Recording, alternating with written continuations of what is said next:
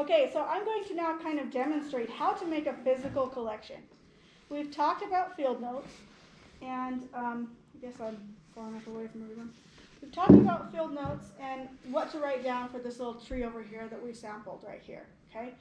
And here I have a press. Most of you, I think only one or two of you did not check out a press. And you are welcome to take any other physical collections along with digital collections that you wish. Physical collections are far superior to digital collections because you always have them to come back to and look under a microscope with. You can find the fine characters. And I would encourage you guys to make physical collections for your site profile projects because you will be creating a dichotomous key off of your collections for that project. And the nuanced characters that you don't necessarily view right now, for example, what are the shape and size of the hairs on this leaf? I can't tell that right now. I would need to put that under a microscope, right? Or I would need to look at it with my 40x loupe. Those are traits that you can really only gain unless you're taking macro photography. You might be able to get it at that, right? And we'll talk about that in a bit after this. Physical collections are better for any type of research, for dichotomous writing, for all of that kind of thing. So I have this plant press here. I've opened it up.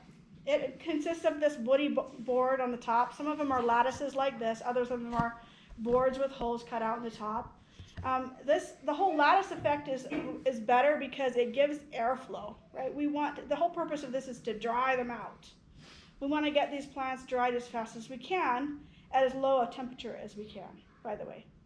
And so that lattice work is helping us to have airflow. In addition, we have a pile of cardboard here that's cut to fit the press. You'll notice that this stack of cardboard, this is actual professional cardboard. Unfortunately, at UVU, we don't have the money to give you guys this kind of stuff. You have to go out and cut your own for your press. But you'll note that all of these pieces of cardboard have the openings going in the same direction.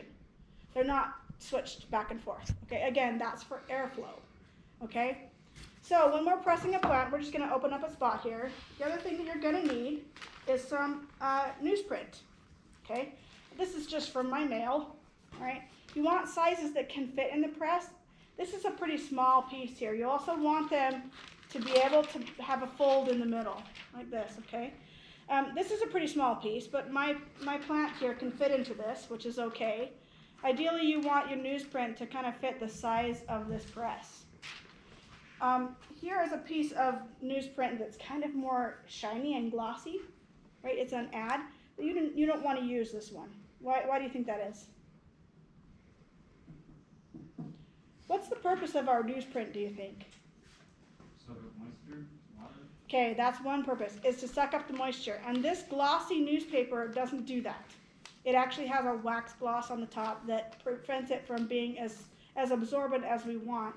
So you're going to want to choose a newsprint that's just, plain old newspaper. So this one here, this ad from Fresh Market, I could open it up and it's actually a nice one because it's two-way folded. And then it'll open up again, right? So if I had a collection of these, there's something called the Thrifty Nickel, which you can get for free at gas stations. It's the perfect size.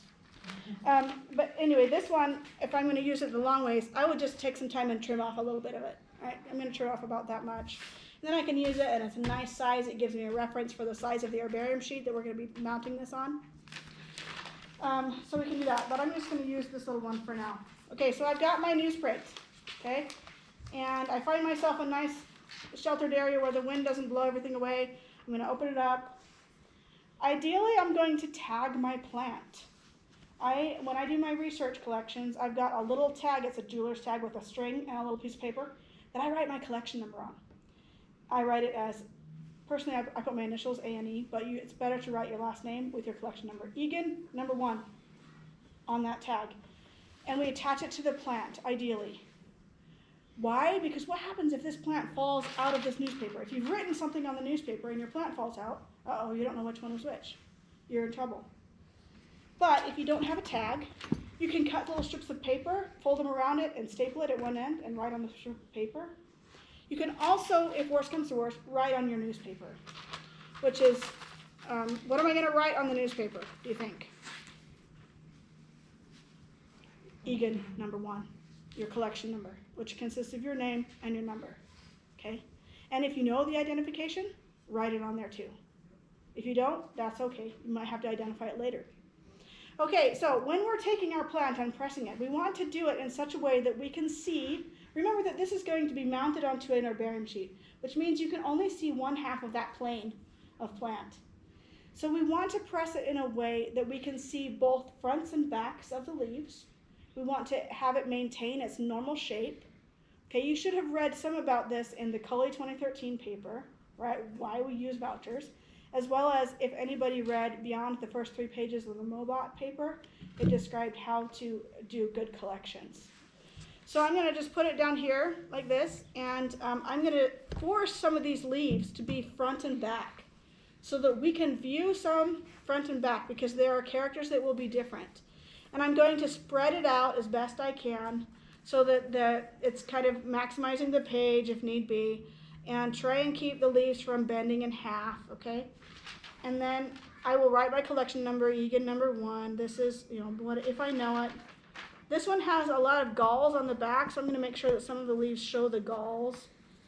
And it can be a little tricky. So then you just fold it over like that, and then you're going to put your cardboard down, and you're going to put your board back on, and you're going to put your straps on, and you're going to cinch them down, which is really hard because I've got it tied together to carry it. Okay, any questions about how to make a plant collection here? How many pieces of cardboard do you have to have? Because you have like a lot. This is not a lot, but this is a good size for a field press. You only want to have one plant per layer, if you can. But ideally, if I'm only making this one collection, I'm going to try and remove as much cardboard that I'm not using to allow it to dry faster. Because in my career, especially when I was working at the Smithsonian making many collections, I have created presses that were about this tall, almost as tall as me. And that's not ideal, but that's what I had to do because I didn't have enough presses. When I was in Australia, we made some really big presses like that. And we didn't have, Australia is a very arid climate like here in Utah.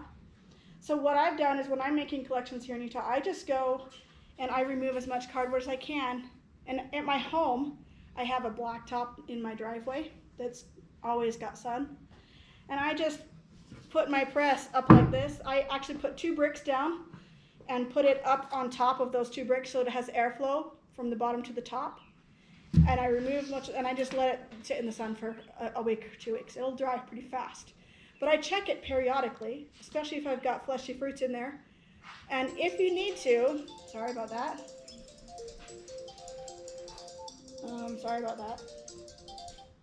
If you need to, for example, when I was collecting in Thailand, which is a much more humid environment, you can't just sit your press outside. You can't. In fact, if you put a press full of dried plants outside in Thailand, they will reconstitute because it's that humid. Okay, so what I have to do in Thailand is when we were going out into the field for quite a ways away from an herbarium where we have a dryer, we would actually every night open our presses and change the newspaper. Now again, that's one reason why I always use the little tags on my plants, because that means I don't have to rewrite all the numbers on every thing of newsprint that I'm changing it into, because the newspaper will absorb the moisture out of the plant. Okay, that's part of it.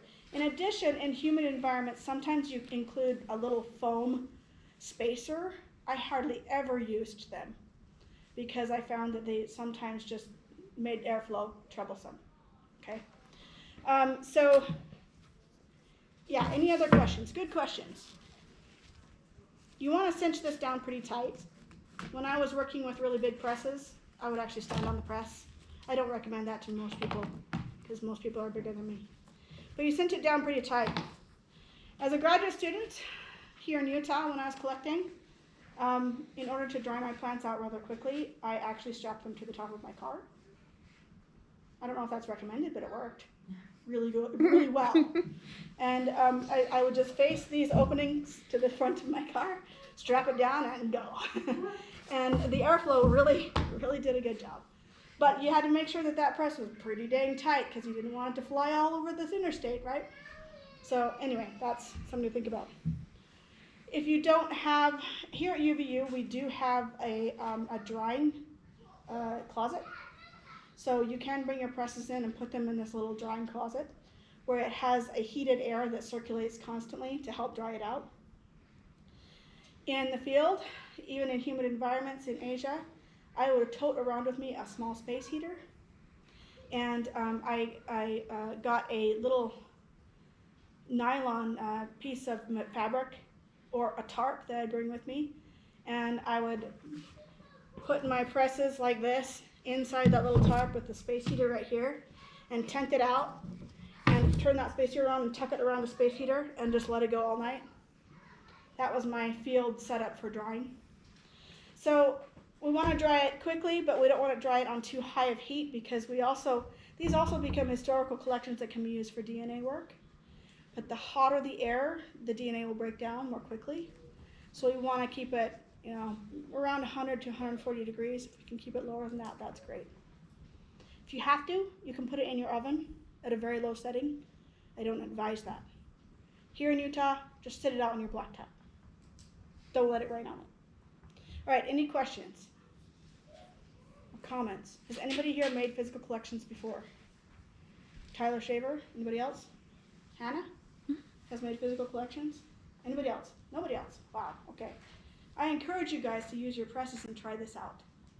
This is a botanical skill set that becomes part of, for those of you who are majoring in botany and who might want to work in natural settings, this is a skill set that you absolutely need, along with the ability to identify plants using dichotomous keys, learning botanical terminology, learning how to press plants, taking good field notes, and making observations. That's all like the tools for your toolkit, okay? All right, so that's it for how to press a plant.